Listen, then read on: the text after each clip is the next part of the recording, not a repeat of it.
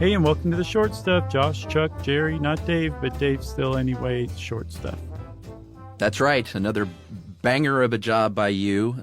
Thanks to your research with Science and Food Journal, The Marketing Sage, Optimizing Nutrition, Across the Margin, our old friends at HowStuffWorks.com, Mashed, and Pinolian, the Pinolian, whatever that is. That's right. Yeah, they were all very good resources because this is kind of like a wide-ranging topic. We're talking about Bliss, the Bliss point, which is essentially what food scientists have come up with to make you eat and crave junk food ceaselessly.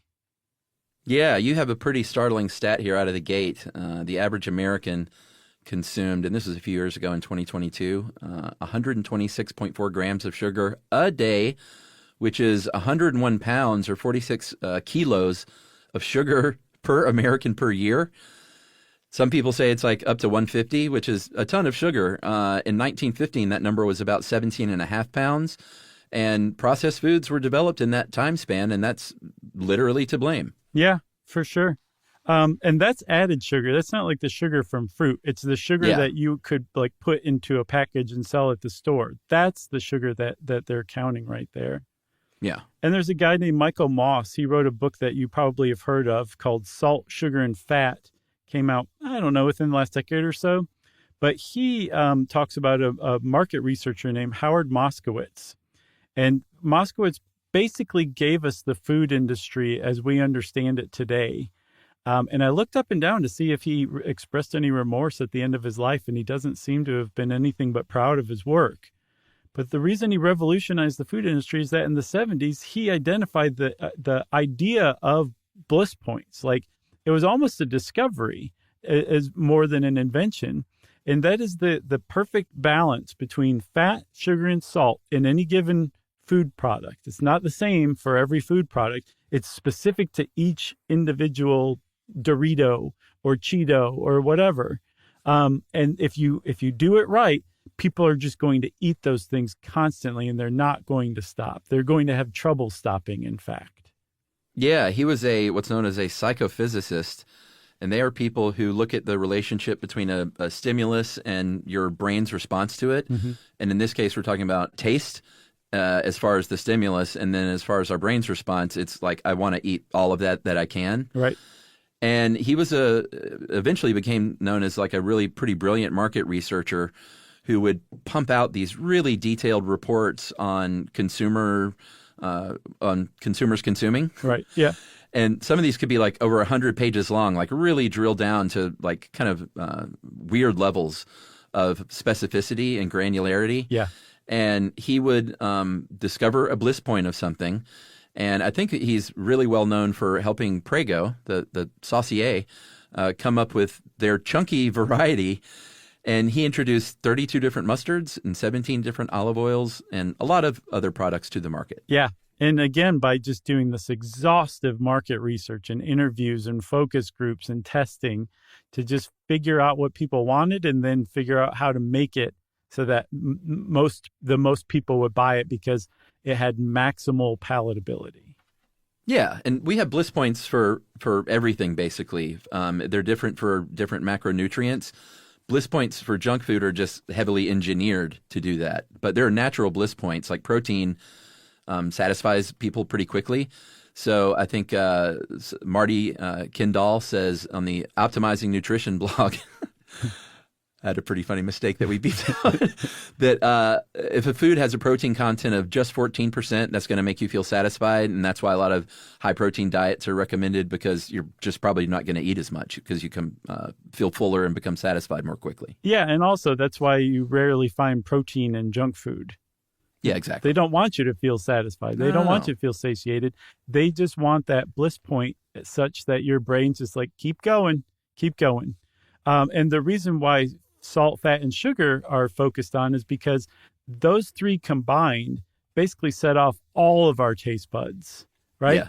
So it really like pumps out a huge message to our brain saying like, this is amazing. Let's just eat this forever.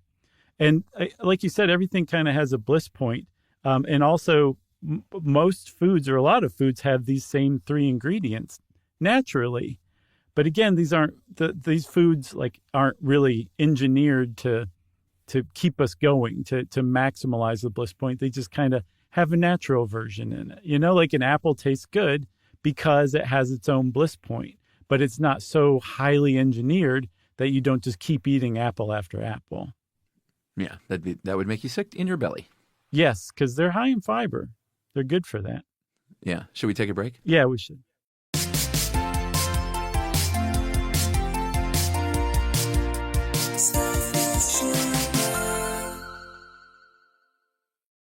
Well, now when you're on the road, driving in your truck, why not learn a thing or two from Josh and Chuck? It's stuff you should know. Stuff you should know. All right. So again, salt, fat, sugar, these three things, if you can get that down, your food company will probably be successful.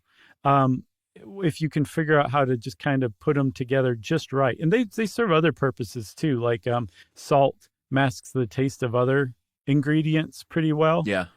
Sugar is also a preservative, so the shelf life of a product is extended from it. But really, taste is essentially what you're trying to do with this.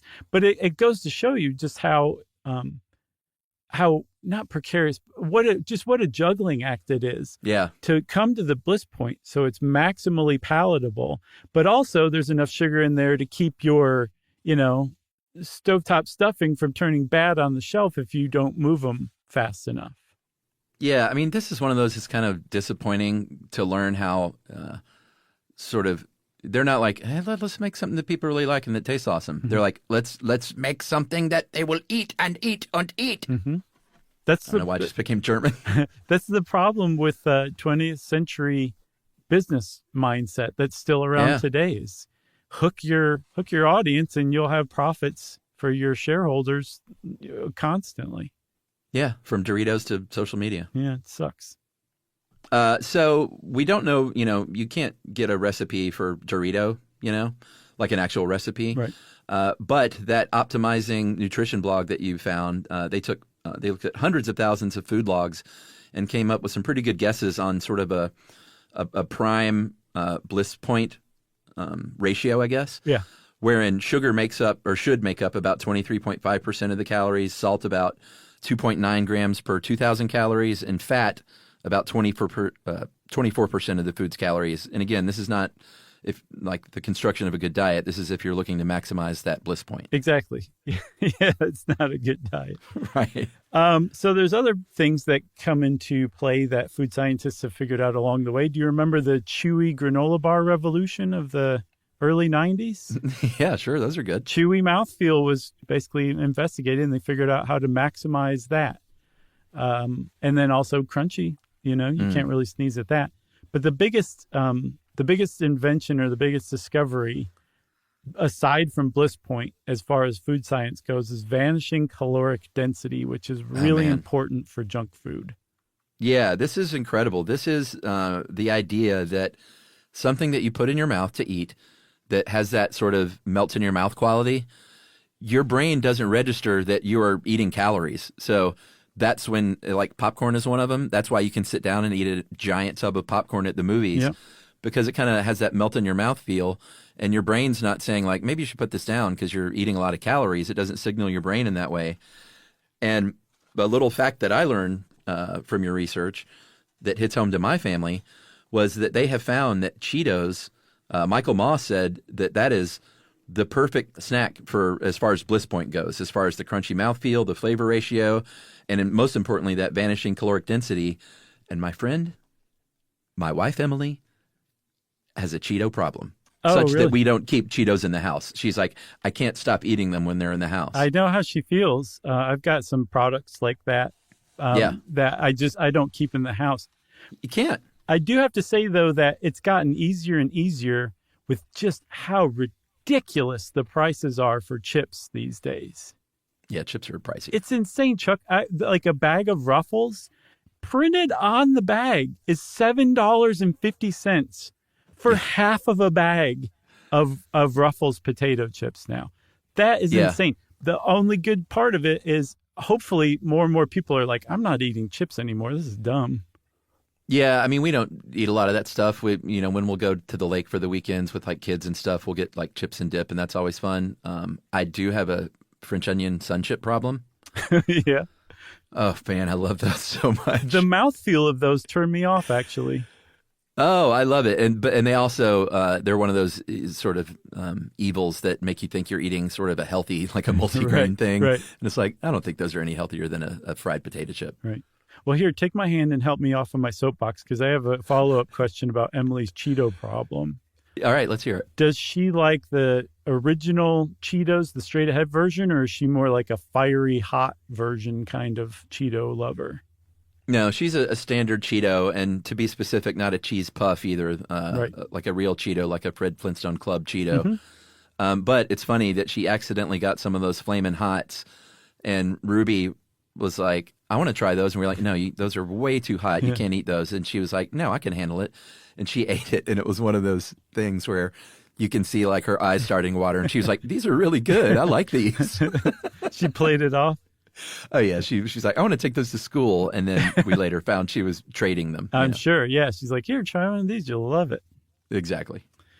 So just figuring out the bliss point is not enough. You don't just figure it out and release it. You try a million different combinations. Maybe not a million, but not that far off.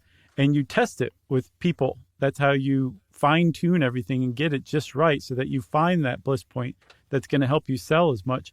And so those taste tests can like really start to add up. There's some legendary ones, as a matter of fact. One of them is Prego Chunky. Yeah, we mentioned that earlier. They had 45 different versions of Prego Chunky that they were testing until they got to their main one. And then I'm going to let you handle the Dr. Pepper because that's just amazing. Cherry Vanilla Dr. Pepper.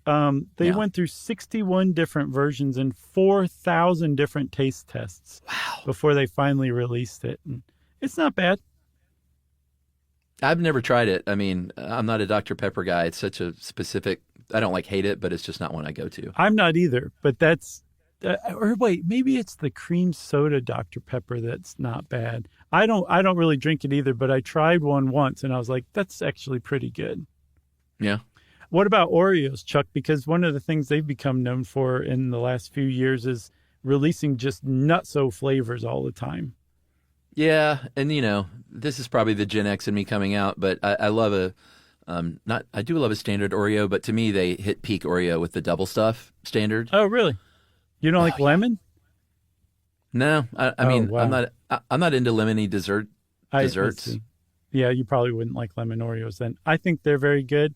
And I also think some of the limited editions they've come out with are pretty good. Like Birthday Cake, which is the first one they did to commemorate their 100th birthday back in 2012. To me, it was very good. I think it's still around. To me, the pinnacle was Rice Krispie Treats Oreos. They were amazing. That sounds so good. They were really, really good. If they re-released any, I would definitely go get those. But I've very fortunately been like, I should probably stop buying like crazy flavored Oreos because I just eat the whole bag like in one sitting, basically. Oh man, glass of cold whole milk. Yeah, Oreos go really well with that. But the reason why that they've been releasing so many flavors is that they figured out when they release a crazy flavor, it gets lots of press, so it gets people to the stores, right? And they found that when people are at the stores to buy that crazy flavored Oreo, they apparently remember how much they love the original Oreos, like you, so they buy both. Yeah. That's great to an extent. I guess it's great for Nabisco.